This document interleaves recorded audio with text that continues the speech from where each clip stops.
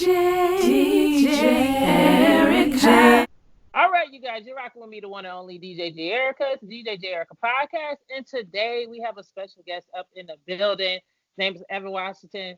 He's a producer, writer, everything you could think of, actor. He has a brand new series out, man. It is called For Evan's Sake, and he's here to promote it with us today. How are you doing? I'm all right, Jay. How you doing, man? Thank you for having I'm me doing on good. here. Thank you. Been rocking with you a long time, so glad to see you still doing your thing, man. It's tight. Same here, same here, same here. So, Yeah. tell me about your project, For Evan's Sake. Like, Man, so for heaven's sake, man, it's a comedy series loosely based on my life. And, I figured like it was time to like trying to, see a lot of our stories be told. Like I watch a lot of like Insecure, Atlanta, Dave, and all of these have been like really nice slices of life showing people, what it's like to be, a young black person in Atlanta, a young black woman in Atlanta, but they haven't really talked about being what it's like to be from the young black male perspective. So being from LA, I just wanted to just throw my name in the hat and make a show. And, so far so good. yeah, and I'm loving like the direction of the overall project. How long did it take for you to record? Oh man. So we shot that show in so it's like two 30-minute episodes, and we kind of chopped up the 30-minute episodes into segments. But it took 2 separate weeks to shoot, two like separate 5-day periods, but we shot it all in like a week each time. The show was kind of crazy. And how long did it take for you to write? Like, when did you get the idea of Evan's Sake, and Man, how did that come together? so my business partner and co-creator Ryan Hull, we were conceptualizing this idea for like 6 to 8 months, just like figuring out like what this is. Is it a one man show? Is it a sketch? Is it a podcast? We were just trying to figure out like what it was, and then once we figured that out, writing it probably took like another 2 more months, and then we had enlisted the help of our good friends Kiana and Kirsten, and kind of just tackled the 2 episodes. All in all, we probably wrote for like 2 months, 2 or 3 months. And you being the creator, the writer, the producer, the star, like how does that work? Like being able to do all Uh, three of Man, that. you know, it works. It makes itself work because like all of those things have to get done, and so like when you're one of the main people doing this project, it has to get done somehow. So like it's either you or somebody else is going to do it, and then at the end of the process, you find out that that thing that you had to do because it had to get done is a whole department.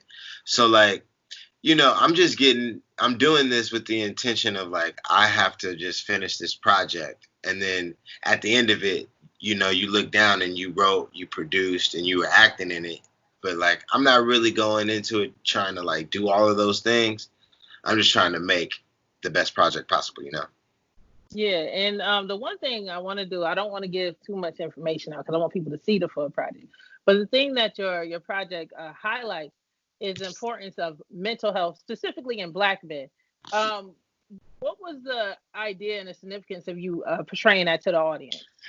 Yeah, I mean, it's something that we are still trying to figure out and talk about, in society. Like, you know, um, it's about a young man who is at work and he is forced to go to therapy after some like microaggressions and things. Just pent up aggression just kind of shows its ugly face at the workplace. And I feel like there are a lot of people that have dealt with some like microaggressions or just weird random shit that they couldn't fully explain or express themselves the way that they needed to. And, I feel like this show is a cool outlet to let people know that they're not alone and that here are some ways to cope with it if you encounter it. Yeah, and I like that you tackle that in a comical sense, but you really put it in there because and sometimes in the Black community it just seems shameful to talk about mental health. It So for you does. to tackle that, that's like, yeah, definitely. I mean, and like, granted, I have not gone to therapy. I probably need to, but uh this experience has like allowed me to like really like tap into some like things that I didn't even really know was going on within myself. So like just being like emotionally like available and like ready to talk about some things has just been a big help. So like I can only imagine what taking it to the next step and actually doing real therapy is. So you said it's a mini series. Where can Mhm. people check out the series right now? Like, Right now. So it's on YouTube. Just hashtag for Evan's sake. You can type it in right there, or it's on my Instagram. Posted it to IGTV as a series. You can check it out there. My Instagram's Evan all caps EvanAllCaps. That's EvanAllCaps. And yeah, for Evan's sake. Hashtag for Evan's sake. okay, cool. So I want to talk some more about the co-stars. So I noticed Yeah, that you also featured a legendary Wendy Raquel Robinson. She's man. featured in there on the show. Like, how did you guys get Mm-mm. that together? So she has been like a longtime mentor and friend for to the family for forever. I used to go to her. She has this camp called Amazing Grace Conservatory where she like teaches like acting, theater, and dance. And so I went there in high school, and that's kind of like where I first got introduced to her. And since then, just kind of like had her in my corner as support. And then when we wrote this script, we was like, wow, it'd be really tight if we got Miss Wendy Raquel to play it, and she said yeah. So it's tight. I'm very fortunate to have her there. She's a legend. She's a pro. We knocked her scenes out in like 3 takes from 3 different angles. She just was like a genius. It was Yes, tight. yeah, it was really really good, and I love the comedic sense, and the idea of like putting that together, and when you started to write the project, Hmm. overall, are you trying to convey a more comedic sense, or do you want them to take in a more dramatic sense of the character? Oh man. Well, life is comedy. And so I feel like if you keep it like as true to some of my experiences as I can, it's gonna be way more of a comedy than a drama. Like, of course, there are some like dramatic things that happen, Mhm. but I want to deal with them through my coping mechanism, which is humor. You know, people have different ways that they cope with stuff. I make jokes about it, so you know, it'll be very dramatic things, but through the lens of some comedy. And of course, so you said that you did it in two parts. It's like 30 minutes, Hmm. 30 minutes, and then the short series. So are you working on like expanding even further and maybe doing a full half an hour, chopping it to some networks? So like originally we wrote this for heaven's sake as a 30-minute short. So what you guys are saying, like the first 4 episodes are essentially the pilot episode, and these next 4 installments are the second episode. So we are continuing to shop it as a 30-minute series, but we've been seeing a lot of like momentum grow in the digital space. So like, honestly, we'll go where the eyes are. I would love to expand the story and like do it for 30 minutes on some kind of real platform, but I'm just going where the eyes are. I'll make it for the people who watch it, like Tyler Yeah, Perry. yeah, definitely. I love the independent grind in regards to like producing films. Now, how I met you was years ago, and you were a musician. Hmm. So tell me the difference between working in the music industry and now you're doing film industry. What's the difference? Oh man, it's a lot of similarities, um, but in the film industry, there's a lot of similarity between film and music. But in the film industry, um, people don't listen to music as much. That's like the like that's really and then there's not a real big difference. Like this, it's the same kind of vocabulary, like the same kind of like you know personality types are in the industry. It's really just like the difference is what we're talking about. Like you know, all of this entertainment is the same. when it boils down to it. But it's a lot easier to walk around being an actor, writer all day than it is to be a rapper all day. It's like a lot of commitment when you're rapping because you got to tour. Man. Yeah. You know, you gotta make sure you're talking that talk all the time. You gotta make sure you don't get your chain snatched. You gotta make sure that like you always witty. Like I don't always have to be. You know what I'm saying? Like yeah, you gotta watch your back. Like look, wait a minute. Right, like you know. So I'm a lot more calm in the music. I mean, in the movie industry than I am in the music, which is a little strange. Okay. Now, I wanted to know, do you still make music to this day? Are you like producing music for your show too, or? So yes and no. Like I kind of like transitioned out of making music into like more like producing and helping consult for other people. And so, like, you know, I still help a couple of friends, like, put together their projects. And, you know, I'm in the studio with them doing stuff. But I haven't got on the mic in a minute. I haven't rapped in a minute. Oh, yeah. Well, you know, maybe. I wonder what that would sound like. You might be able to freestyle, practice your skills, get on that mic real quick. Drop bars for the quarantine. Yeah, now speaking of producers, have you been watching Versus on IG? I have. Oh my God. That was really good. It's been amazing. Yeah. Did you see the one that they just announced? Who else did they announce? 3 6 Mafia and Bone Thugs. Oh, really? Oh yeah, I did hear about this. So yeah. Oh man, that's about to be crazy. Yo, it's about to be lit. Bone Thugs. I'm going for Bone Thugs. Those are my guys. I love them. I mean, no, I definitely got Bone Thugs too, man. Steve LaBelle, that's my guy. Shout out. But like, man, 3 6 Mafia though, they got bangers for days. Yeah, they do. And then like, if it bleeds over into Juicy J, then it's a wrap. You feel me? Yeah, definitely Juicy J. You know? Up in there, yeah. They got hits for days. But yeah, man, it's been awesome. Like, what's it, Jonte Austin? Who do you go up against? I think he went against Neo, right? Yeah. And then, man, Babyface and Teddy.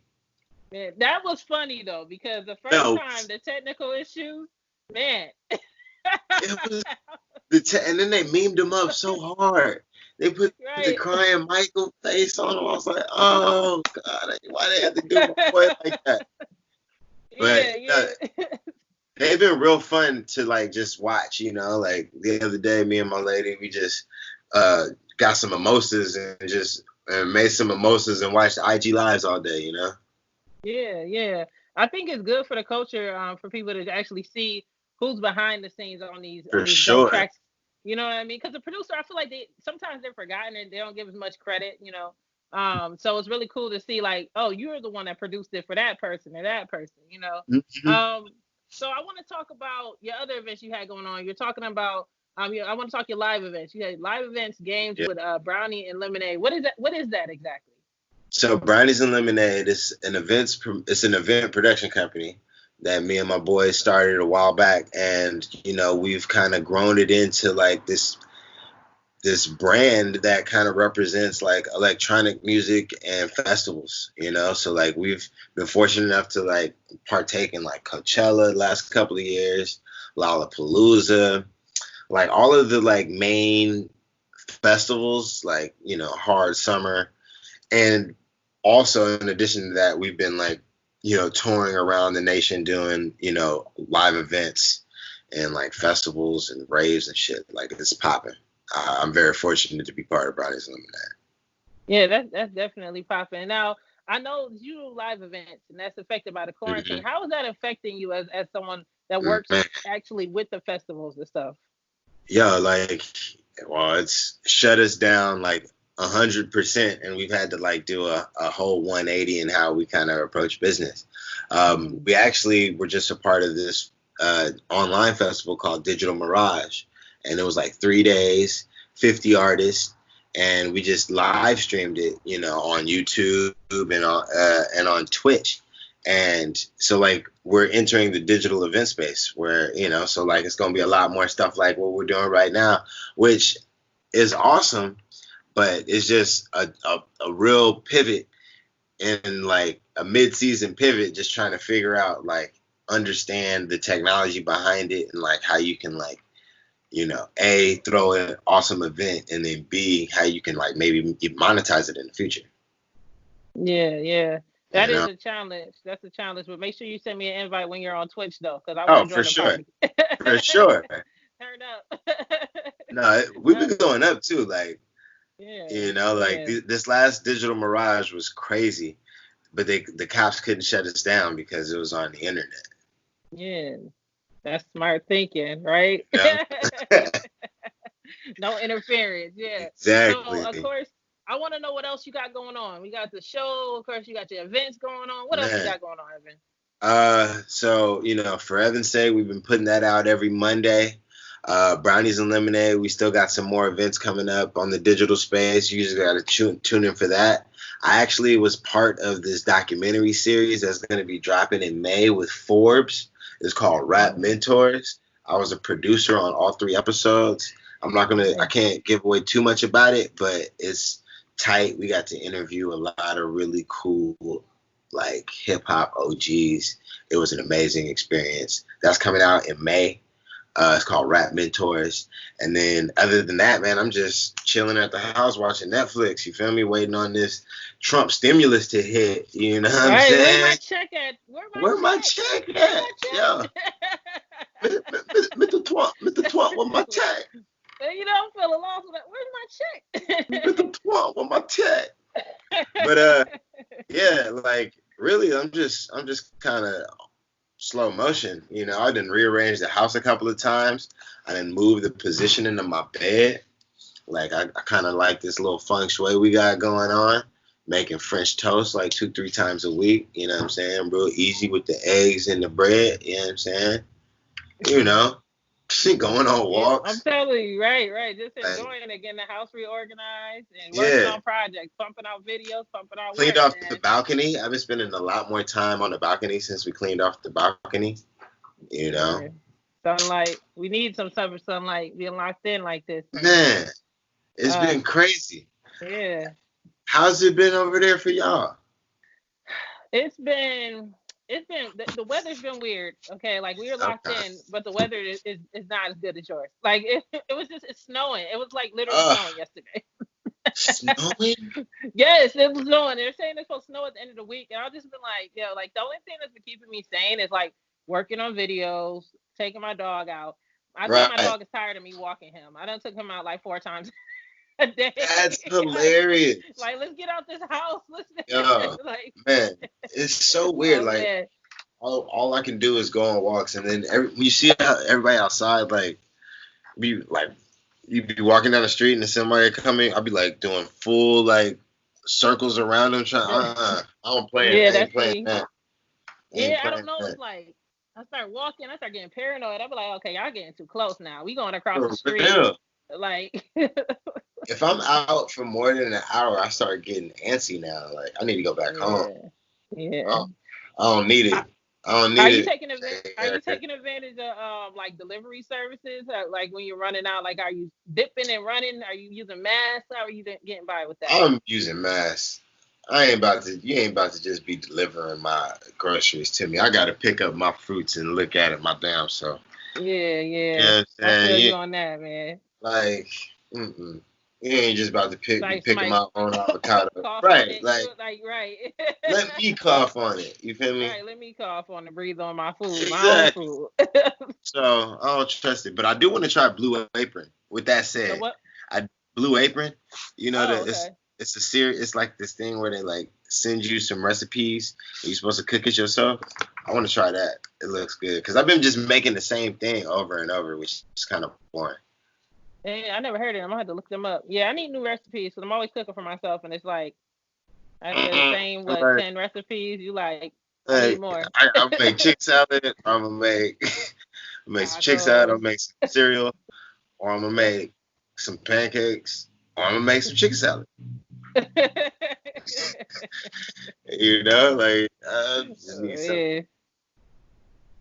Yeah. So of course I want to make sure everybody follow you. Where can they follow you? yes. Wrap it up. Oh man. So I'm really an IG head, and on my Twitter, that's where you can find me. Twitter, then Evan Said, ThenevanSaid, then Evan Said, or Instagram Evan R Caps, and you can find for Evan's sake on YouTube. You can just Google hashtag for Evan's sake. You can go to IG hashtag for Evan's sake, Twitter hashtag for Evan's sake. We done put in some work on the hashtags and made it real easy to find. So just, look at us on the internet. We going up.